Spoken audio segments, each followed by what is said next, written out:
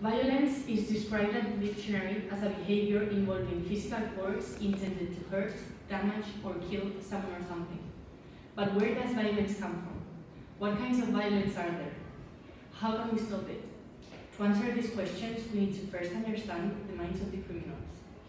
Some people are able to control anger or frustration and channel these feelings to non-destructive outlets. Others exhibit a frightening lack of control.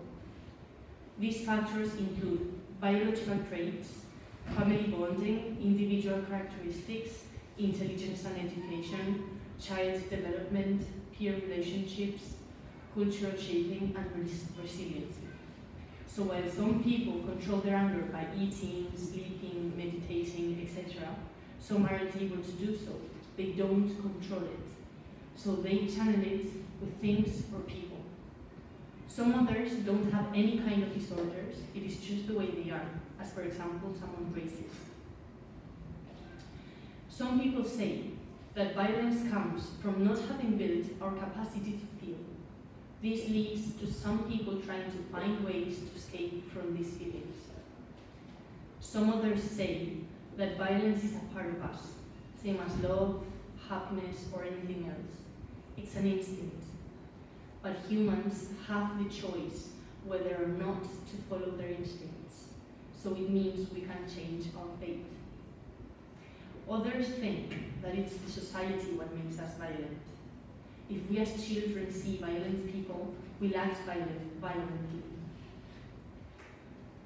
Others say it comes from the very beginning of times, back to the time where humans were monkeys. Animals have always killed for survival, and we have evolved with it, developing some violent impulses that we cannot control because we come into the world with them. But I think it must be a mix of them all. Society makes us do things. Some things we consider normal because they are so normalized, like sexism.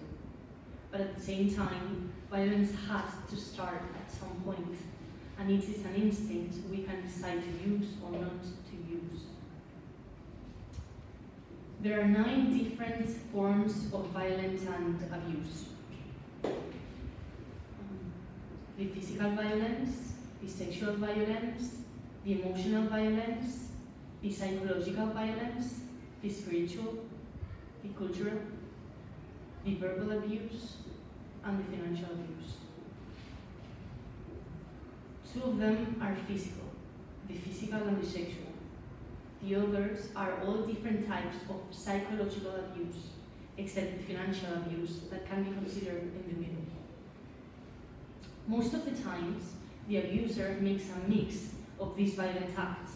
For example, a sexist act most of the times starts with the emotional and the psychological violence, and then it comes to the physical and the financial abuse.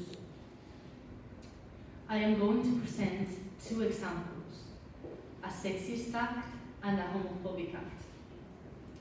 In Russia, a woman dies because of sexism every 14 minutes. There are more or less 14,000 murdered women every year, and 36,000 suffer from sexist violence every day.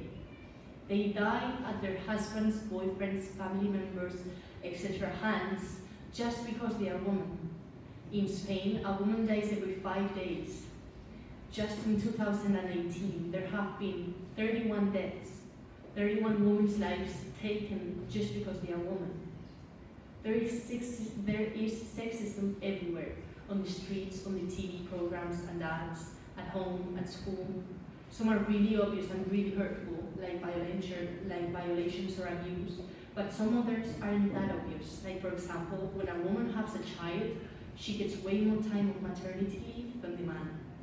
Obviously, she needs time to heal and recover, but that is not the reason why they give women so much time. It is because it is normalized that it's her job to take care of the baby. We need to start taking notice of the microaggressions so we can actually change our society. For the second example, I am going to present the homophobic violent act. For starters, let me remind you that a violent act not always have to involve physical damage, but verbal or emotional. LGBTI plus people suffer from violent acts every day. In Russia, 74% of the people think that the homosexuality shouldn't be accepted in society. They aren't allowed in pubs or restaurants. They can't walk as normal people do at the streets, and if they get caught, they get sent to prison. In Spain, the 88% of the people accept homosexuality, but at the same time, 57% of the LGBTI plus members have been victims of violent acts once or more. So someone is not counting right. The thing is, we are never going to be able to stop violent people. There is always going to be someone that either has a mental illness or thinks different than you.